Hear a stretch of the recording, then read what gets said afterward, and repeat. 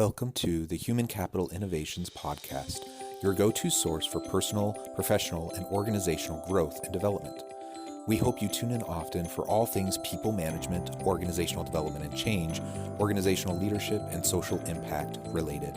Maximize your personal and organizational potential with Human Capital Innovations Podcast.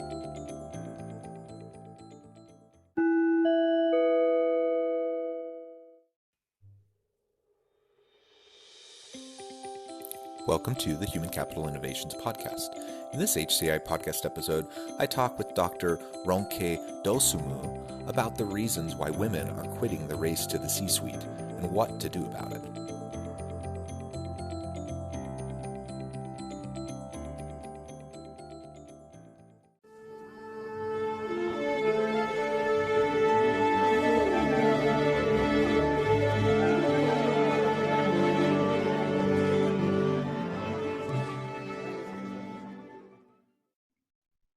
Ronke Dosumu, welcome to the Human Capital Innovations Podcast.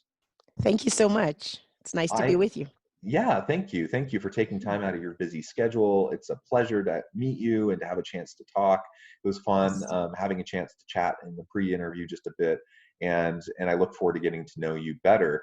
You have such an interesting background and really bring a lot to the table in terms of what we'll be discussing today. Today, there's lots of things we could discuss, but today we're going to be focusing on reasons why women are quitting the race to the C-suite. And I want to explore, not only what those reasons are, but what can we do about it? What can organizational leaders do about that? And I think this will be a really robust, engaging conversation. To get started, I wanted to read your bio for the listeners. Dr. Ronke Dosumu is a board-certified pediatrician and the founder of medical director of Foundation Pediatrics, a 25-year-old private practice providing quality care to an underserved urban population in Essex County, New Jersey. She has worked in management as well as in consulting in the field of pharmacovigilance and drug safety for many major multinational pharmaceutical companies. She is working to increase minority representation in clinical trial research. She is a serial entrepreneur who has built many thriving business ventures in the retail, beauty, and healthcare spaces. She is passionate about helping mid to late career professionals build their brand and business so they can harness their training, experiences, passion, and purpose to generate wealth, leave a legacy, and make social impact in their communities. What a tremendous background. So interesting. Before we dive on into the discussion, anything else you want to share with the listeners by way of background, personal context? Well, thank you so much for for reading that bio. So as you can see, I've done a lot of things. The one thing I just wanted to share is that we shouldn't be one note, and that's why my bio is so diverse. I believe that there is beauty in having a diverse bio. Being involved in many things actually keeps us stimulated. So encourage it. Well, I agree with that. And, I think I have this conversation with leaders often, like the importance of expertise and being able to go, an inch wide, a mile deep on certain topics, but also having breadth of experience and breadth of expertise. So, and perhaps a combination of the two. And so it's not possible for me to go, a mile wide and a mile deep, but perhaps I can go, a meter wide and a mile deep instead of an inch wide and a mile deep or whatever. There's value in interdisciplinarity. There's value in diverse experiences. Yes. And I think professionally, when we have those diverse experiences ourselves, or at least surround ourselves with others who have those diverse experiences so they can help shape and frame the way we understand challenges and problems, then that's when we come to the best solutions and innovations as we try to move forward. Absolutely, I agree. Well, cool. Again, thank you for joining me, for that background and context. So today we're going to be focusing on the C-suite and women who are seeking after leadership roles and why they might be avoiding those roles or not putting themselves forward for those roles. I know you talk about what you consider the three main reasons. So perhaps we can start there. What do you see as those main reasons why women are quitting the race to the C-suite? Okay, so I think it's a conversation that's been had many times. Sometimes I feel like the conversations are being had, but the key reasons are not being addressed. So one of the things that I see as a key reason um, is the fact that women work better when they see a purpose for their work. So if you take a woman who's in mid-level or higher level management and is trying to get into the C-suite, what I find is that a lot of them cannot relate what happens in the C-suite with their purpose. They're so far removed from the purpose and the vision of the organization that's not purely financial, that they don't they don't connect. And I think for women, connection is a big thing. They need to feel connected to the reason why, all this is necessary, why all of these things that get done, why the meetings are held. I mean, they understand the why, but it's sort of, how does this really make a difference? What's the bottom, at the bottom line? I think that's one of the major reasons, at least that I find. Did you want me to go ahead and go to the other No, reasons? we can, yeah, we can take them one by one. So Hmm. I agree. I think finding meaning, finding purpose, connecting our purpose and our why to what we're doing, I think that's important for everybody. Um, I think everyone is happier, more fulfilled, and more productive and successful when they're doing things that they're passionate about, when they have meaning and purpose at work, and when there's a congruence and alignment between what they, the meaning and purpose they seek in the work that they're doing. So it doesn't surprise me to hear you say that often women feel like there's a disconnect. I think a lot of people feel that way. So I'm curious, what is it about women that perhaps make them more likely to have that disconnect? It sounds like that's what you're suggesting. Right. So I think the reason why it's more likely to happen in women is that women are more relational and they sort of are more purpose driven. They're not so driven by as much as men, driven by numbers and the financial bottom line, as to, am I actually making a difference? So I'll give you the example of the pharmaceutical industry. So if you have a woman that's going to be in the C-suite in the pharmaceutical industry, I think it will be more helpful to her if she connected more with the difference those medications that she's working on making to the lives of many, rather than, I mean, the finances are important, don't get me wrong, I'm not minimizing them, but I think that would be a better drive for that woman to get to the C-suite, to be, I want to get there so I can make medications available for people that have these rare diseases, so we can find, so we need to do this more effectively, more efficiently, more cost effectively. So therefore the finances are important, but the primary why has to be relational, connected to people in some way. Yeah, well, that's a really great insight. Mm. Okay, so what do you see the next reason being? So apart from, I think the next reason is that the rate at which women drop out is related to the fact of is related to the fact that they have a lot of family responsibility, and this is something that has been addressed also in the past with women. The age at which they get higher up there into close to the C-suite is the same age where they have increased family obligations in terms of taking care of children and taking care of elderly parents. This tends to disproportionately fall on women rather than men. So at this age, it becomes a very difficult time for them to balance all of this, to balance the care of kids, the care of parents, the care of extended family that they have responsibility for, while at the same time climbing this corporate ladder where they're expected to work very long hours. I find that women are able to actually fulfill the work hours, but probably not in the time frame that is expected. So they're able to go back home and pick up work again, maybe after they've settled the kids in bed or after they've done some of those things. So they may not necessarily fit the traditional working time frame, but they're able to fulfill the same obligations in terms of time, but on their own terms. Yeah, and I think there's lots of research to back up what you're saying. Um, Women definitely disproportionately bear the brunt, the home care load, the housework, childcare, parental care, all those sorts of things. That's absolutely true. Obviously, in the aggregate, it's not the case for every single situation, but in the aggregate, absolutely. And so there's those kind of constraints and those kind of strains, and it's interesting to me, um, how often company culture towards like putting in face time, being present, being at the job, in the office, during a certain period of time, how important that is to a lot of people and how disproportionately negatively that impacts, you know, women or others, who might be doing more of that family care type of stuff.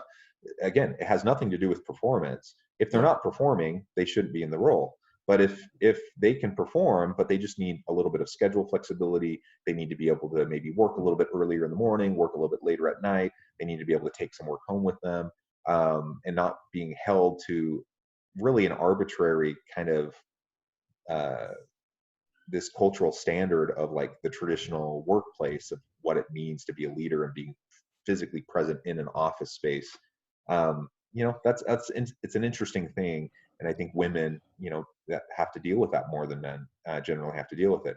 I Yeah. hope I hope that during this pandemic, that one of the Yes. outcomes from all of this can be that we have a further realization that virtual work can be done effectively, that schedule flexibility can empower people to do better work and be more productive, and to challenge this kind of traditional notion of of leading and working in a physical space during a fixed set of time.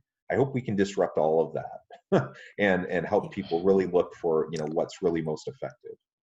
I definitely am confident that this pandemic will definitely cause a rethinking of the need for this much face-to-face time, and that people can be very effective, with less face time. And we do still need some face time, but at least we have face time now, but you don't have to be in a same physical space to actually have physical, to have face time. So I think that will be a difference that we'll see. Yeah, That we'll see. absolutely. Absolutely. So how about the third reason? So the third reason that I find, and this is especially common to women at middle age, is they start to feel like, what legacy do I leave after I'm gone? I think women, the older they get, probably men do too, but I think more women start to feel, what happens when I'm retired? Or what do I do after I'm 65 and I leave this job? What becomes of me? Especially now with people living, very long lives to 90 and 95, it seems that when people start to think more of what am I going to do with my life long term, um, with the C-suite, you're sort of, so you're at the head of the company, you continue there, but you don't sort of, the legacy living is a little bit different. And women at this age, I find, start to think of other alternatives of things that they can do on their own that can live beyond them. I think that starts to become something that they think of more and more. And so I see that a lot of women, they weigh it and say, okay, do I want to invest this much time to something in which when I'm gone, in 5 years I'll be done and then I'm gone? Or do I want to start thinking of something that's mine, no matter how small, that can, live on after me, that's mine?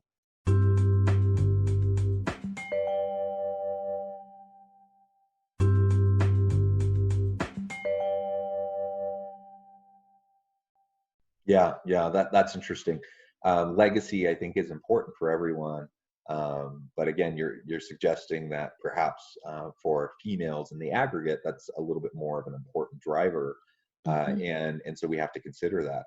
And so one of the questions I guess I have in response to this is, okay, so why is this even a big deal? Like, why are we discussing it? Why does it matter if women want to, you know, uh, do their own thing, they want to go start their own business, they want to do it, run a nonprofit, they want to do something that provides meaning and purpose for them, that will provide a legacy, um, and that doesn't mean C-suite leadership for them, then why is that a problem? What would be your response to someone who kind of poses that question? So I think it's a problem and it's not a problem. So it's a problem because if you have a company that sells a product and half of its customers are female, you're going to lose the perspective in the C-suite of those customers because you don't have people that think like them, that are contributing to the ideas that need to be implemented. So in that way, it's a problem. I think that even when we address that, I think I don't believe there will come a time when we will have totally equal representation, just because of the nature of women and what their preferences are, and also because of the nature of the struggle to get to the C-suite. It's very, very narrow at the top. And the things that you need to do to get in there sometimes are very aggressive, which for the most part, a lot of women do not want to do that. You know, there's a lot, there are a lot of limitations. The narrower it gets, you know, very few and fewer people will make it. And I find that fewer women are interested in going all the way to do what it takes. They would just rather drop out. So for some, like I said, it's a problem because of the lack of representation, but some of it is not a problem. It's just the way women are and the things that they will prefer.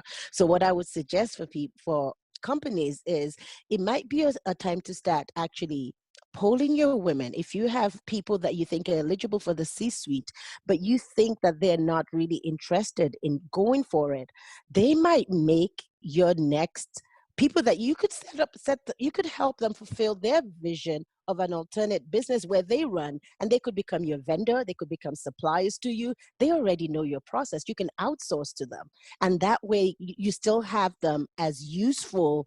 Not necessarily they're not your employees, but they're useful allies. You collaborate with them. And I think that's something else that needs to be looked into. Yeah, yeah, interesting. Well, and I think of that question in a couple ways. I think you know, on the micro level, any individual, any family, you know, as they're trying to weigh, you know, what they want for their own life, that absolutely, I think everyone should do in what they feel is congruent with their values, and Hmm. they, you know, they should make a choice that fits with them and that's authentic to who they are. And so if a woman decides that she wants to do something else and not continue on the path towards a C-suite on an individual level, I think, yeah, great, you know, do what Hmm. brings you joy. On the aggregate, though, it's a huge problem. Hmm. Because I think because we have such a the representation of women on boards of directors, on in as CEOs, in C-suite positions is abysmal. And to the point that you made in terms of just the bottom line of the company, absolutely, if we don't have female representation, just like if we didn't have, you know, representation of other major groups of people in those types of roles, you're going to be missing out, and it's going to negatively impact the bottom line. And we know all the values of diversity in the workplace, and on innovation and all those sorts of things. So we need more women in those roles to help organizations be successful. But just from a, you know, an equity standpoint, you know, it's also, we want to find ways to take away the systemic barriers to people seeking out those roles who would be amazing at those roles. And you mentioned some of the, you know, sometimes women just, their preferences pull them away and they end up doing something different.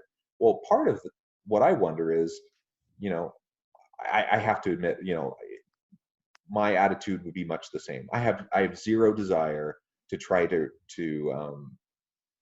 work my way up the chain of command and become a CEO or a senior vice president in a major corporation. I have zero desire for that. And, you know, so I think of why wouldn't I ever want that? Why would that be my preference? And part of it is just all the ridiculous hurdles and systemic barriers that are in place that don't need to be there, but they're just Hmm. there because that's the way it's always been, and Yeah. because it's a world run by men.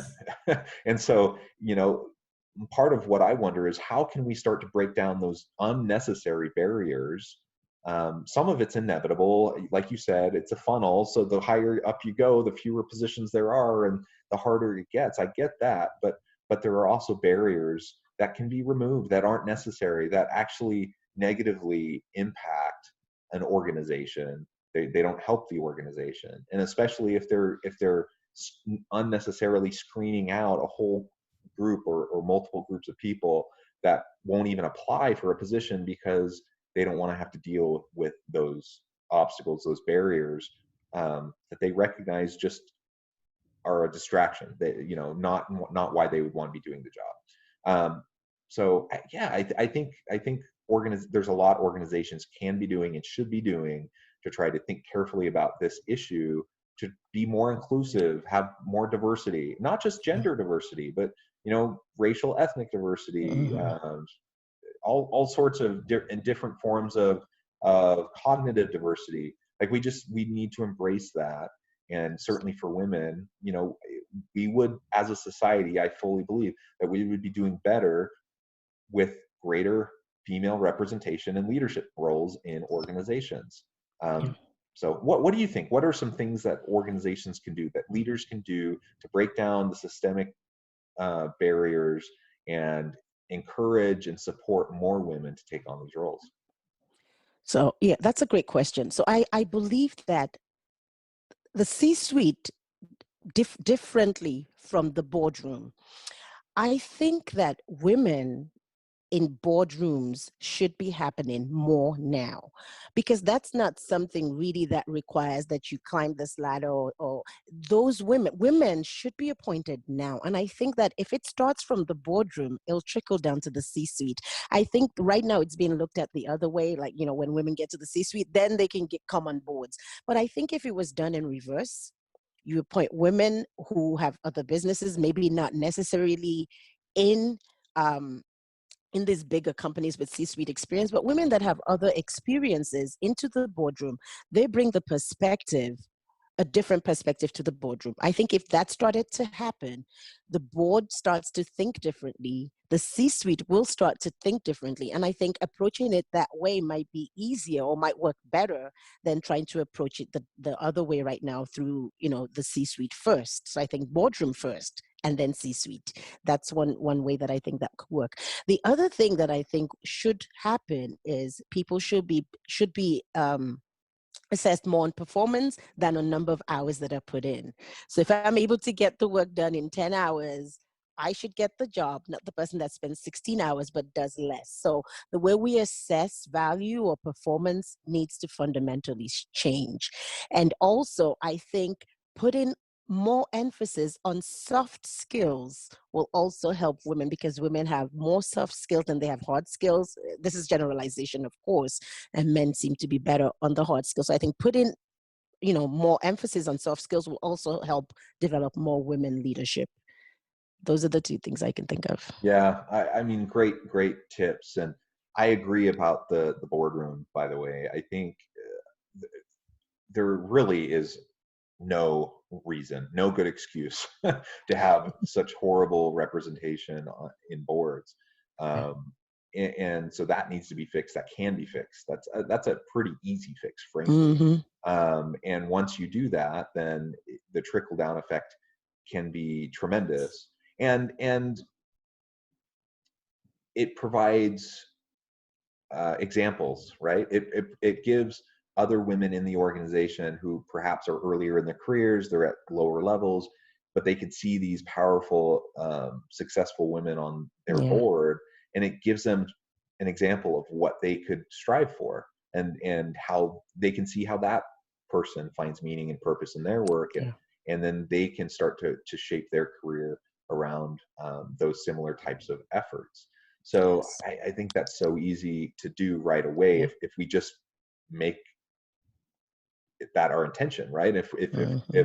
If chairs of boards will just make that a priority, then we can change that culture pretty quickly, which can then have lots of shifts in other culture downstream in the organization. Absolutely.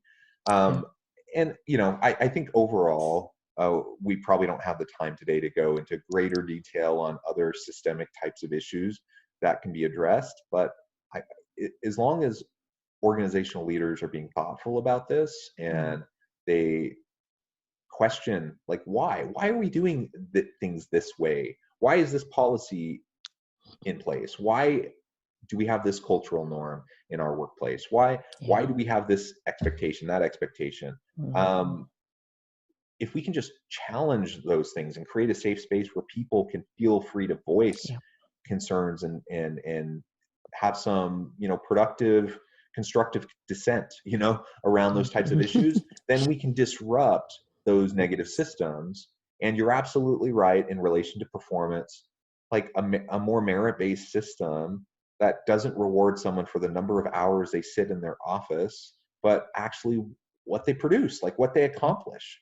That's what matters. And particularly as you go into levels of leadership, the relational elements of leadership are so important. And again, gross over generalizations here, but generally speaking, women have a lot of really great relational talents and skills. And man, there's a lot that comes to helping an organization be successful through teams.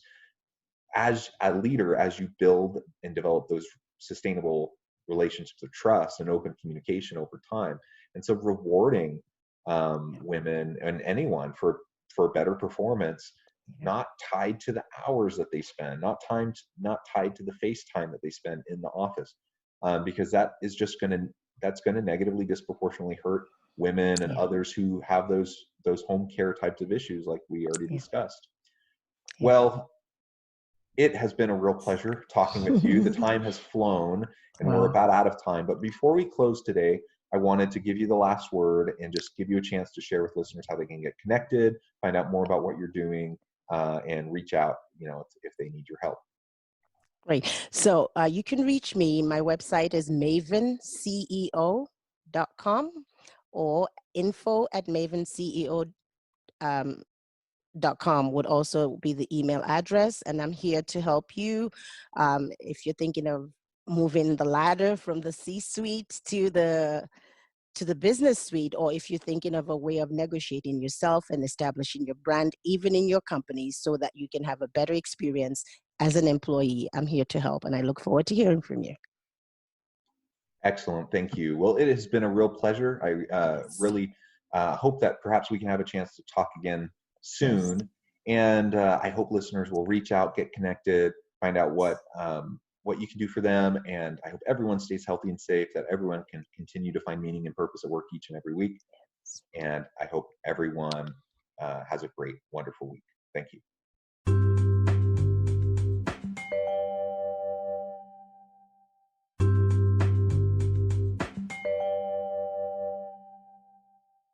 Thanks again for joining us for this episode of the Human Capital Innovations Podcast. I hope you stay healthy and safe and that you have a great week.